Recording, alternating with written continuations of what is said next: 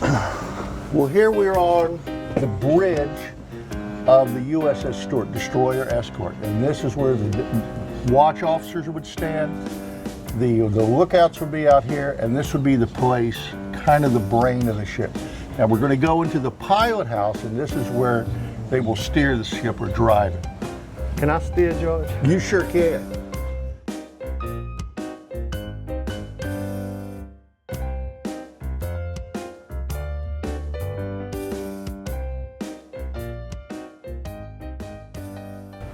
And here we are, this is the pilot house.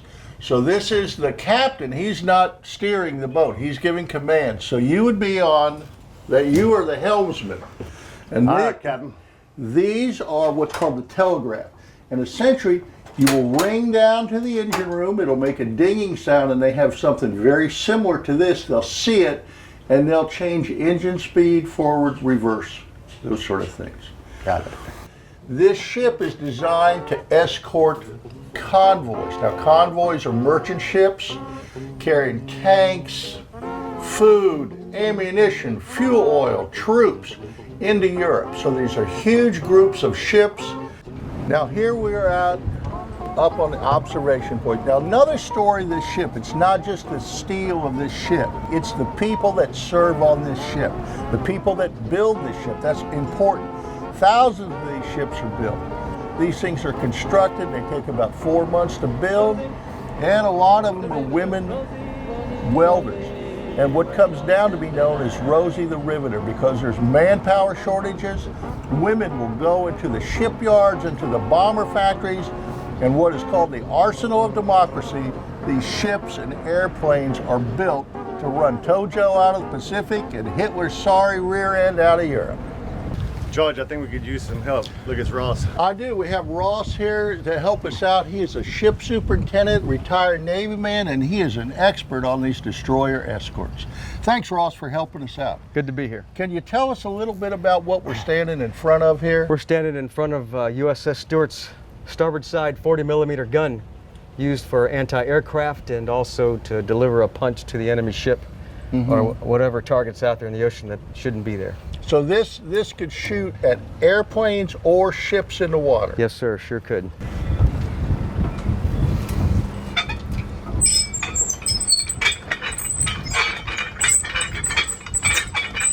So you can see how this gun operates. One side goes left and right, other side goes up and down, and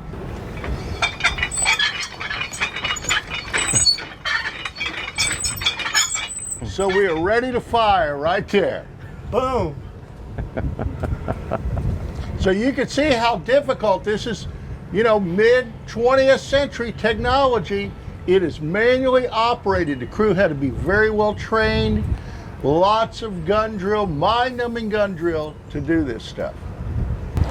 And here we're on the deck of the USS Kavala, World War II submarine. This submarine actually sinks one of the Japanese aircraft carriers that attacked Pearl Harbor. So very historical ship. Now if you notice, the park is called Seawolf Park.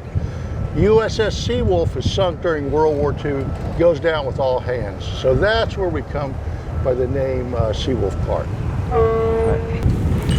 We're going into the forward torpedo room.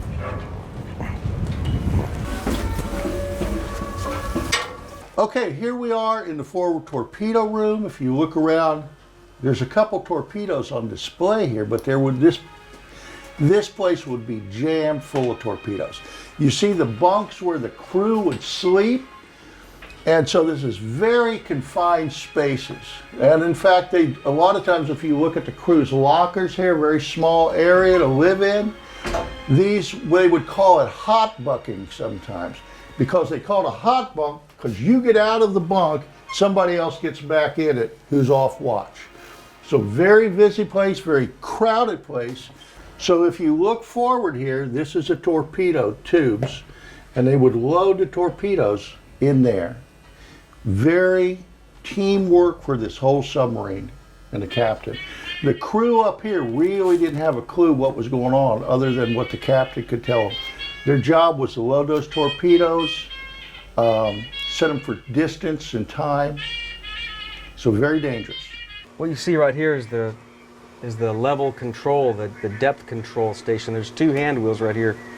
One right here is for the forward bow plane, and the other hand wheel behind the captain here is the aft plane.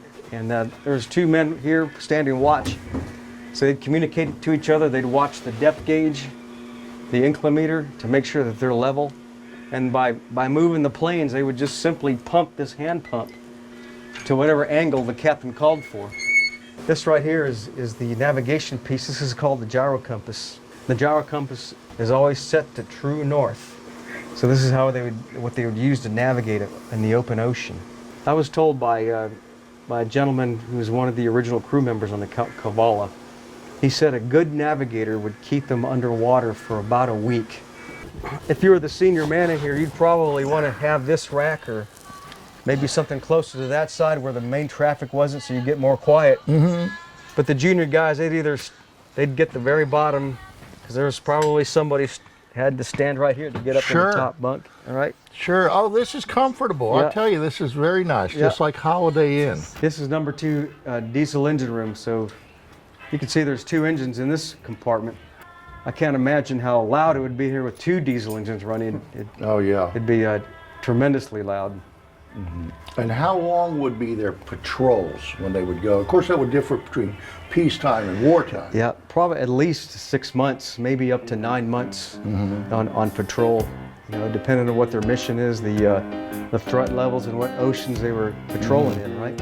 Well, Ross, thank you very much. George, as always. And thank you, Ross. It's been an honor being on board your vessels here, and thank you for taking care of these good pieces of American Good to be history. here. It's good to be here. Appreciate it.